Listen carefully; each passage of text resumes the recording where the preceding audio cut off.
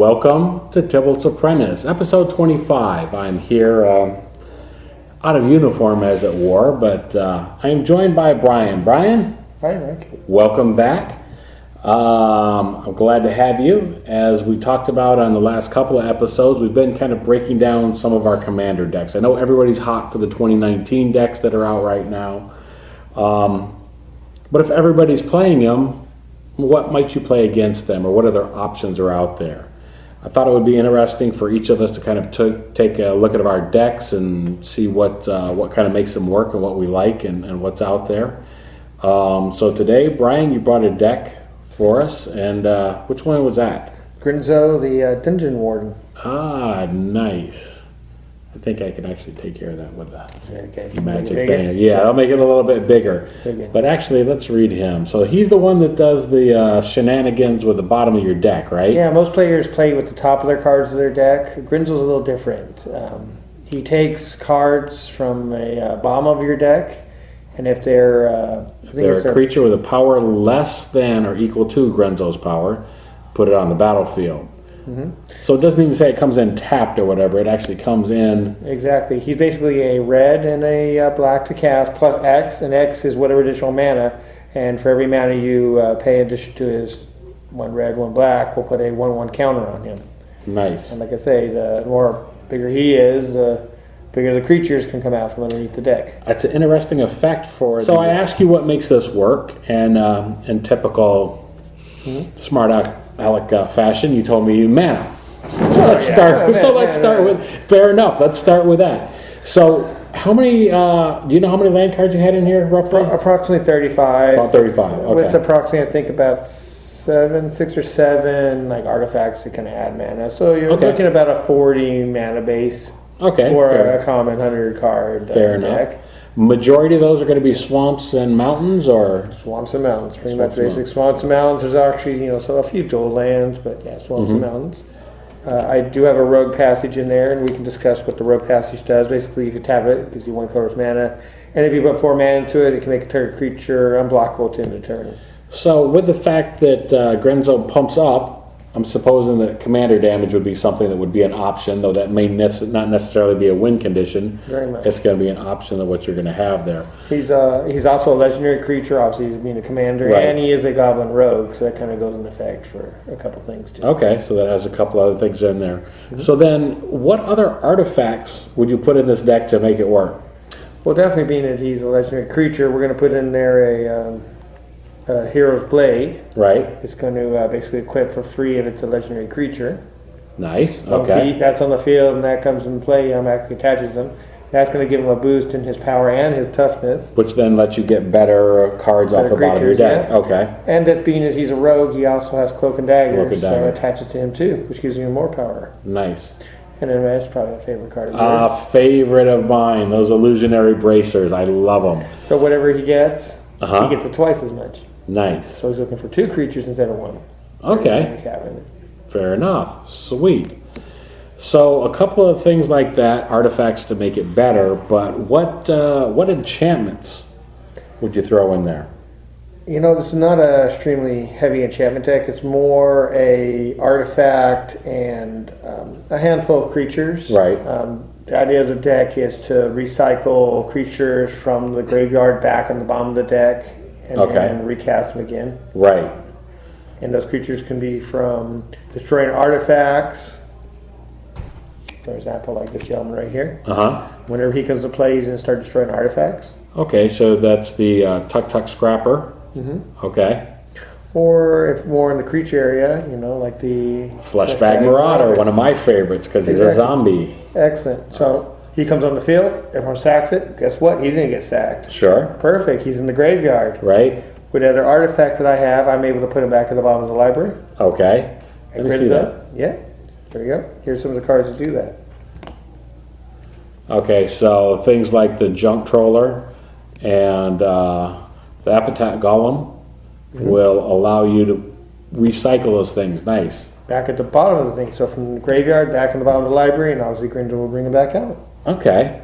So at this point, Is this a deck that you came up with on yourself, or you kind of just blended together options? Saw Grenzo. I liked his idea. Right. There was a couple people that had ideas of how to get stuff back in the bottom of the library, so I took little bits here and there and just kind of found the pieces. Yeah, exactly. Like. This is what I'm doing too, and I keep going back to how I'm playing on Arena and so on.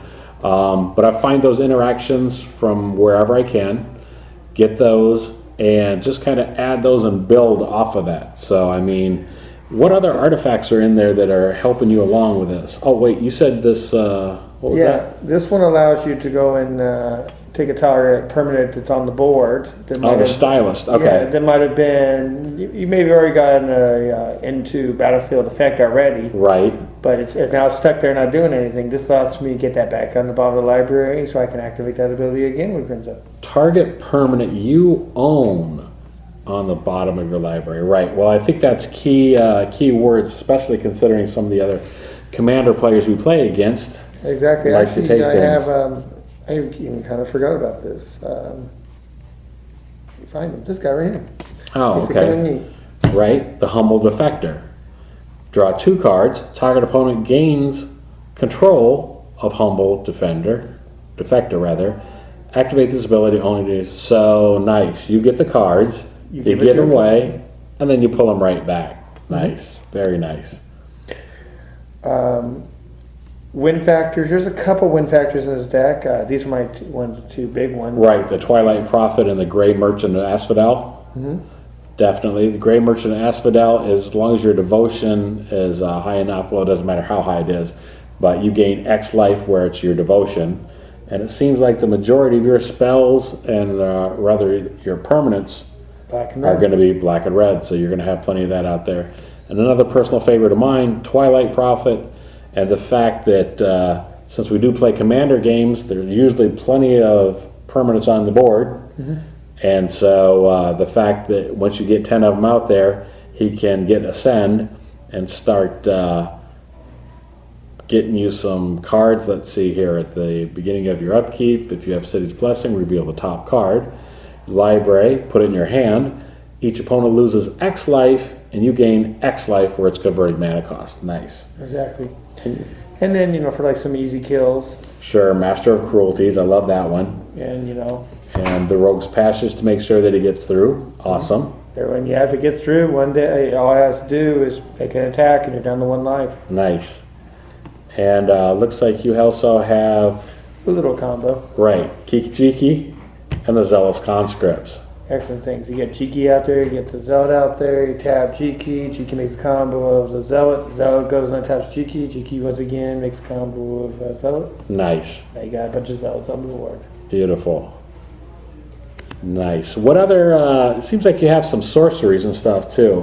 Yeah, unfortunately, black and red got hurt when it comes to be like, enchantment removal and right. a couple other things. So, Chaotic Warp pretty good. Right.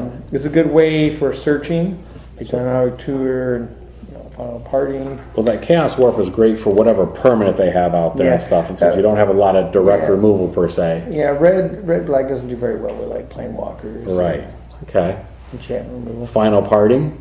Search your library for 2 cards, put one in your hand, put the other in the graveyard. Again, it goes to the graveyard, you pull things off the graveyard, stick it on the bottom of the library. Exactly. Of course, where would we be without Demonic Tutor? And sure, the Plague Wind actually thin things out. And you did say there's an enchantment. Yeah. There is probably a couple more in there. I didn't really look too much. Mind Moil? Okay. Whenever you play a spell, put the cards in your hand on the bottom of your library in any order, then draw that many cards. Nice.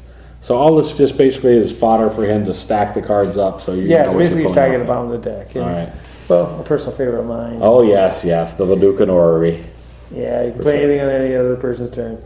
Besides that, just basically the deck's designed to go and get the top of the cards, put them in your graveyard, get at the bottom of their library. Well, what you need to do that is you need creatures with good enter the battlefield effects. Exactly. Exactly. And the majority of them are the ones that will right, like the Fleshbag Marauder, or those that destroy artifacts, or those that'll bring back my sorceries, or Ravenous Chupacabra, so they'll take a couple things out. When the Anarchist comes into play, you may return target sorcery card from your graveyard to your hand. Nice, so you can get back the spells that let you look for stuff. And Workhorse is a good example of trying to get mana. Okay, because I was going to ask, how fast, actually, since the Grenzo is so cheap to cast, and it seems like that's great, but a little bit of ramp certainly is going to help. But 6 mana is a lot to get out there, or at least it seems like it. Exactly, but here's the catch. As long as Grenzo's power is higher than the Workhorse is 0. Nice. So he pretty much always going to come out there. Very nice. I like that. Because this deck pretty much cheats the casting cost of any of these decks. It's going by the the toughness? Sure. Okay. Yeah, so basically I can have high casting cost creatures, but as long as my Grenzo is bigger. And if you look through the deck, most of the creatures are 3 toughness or less. Right. So if you watched last episode, you know why I talked about Brian being one of my favorite players in the group to learn things that are maybe outside the box and stuff. And this is probably one of the better examples of that. Yeah, I like that. It's kind of different. Everyone always plays from the top of the deck. I like the idea of playing from the bottom of the deck. Absolutely. So, as long as they don't dish your graveyard or something like somebody in the room might do. Yeah, it kind of sucks. But you know what? That's next time on Tybalt's Apprentice. So if you saw anything that you liked here, found anything that maybe you could use, or if you have any suggestions, like, comment, subscribe. Put something down there in the comments below to let us know what else might work in our favor there. So thanks for watching. Gotta get it.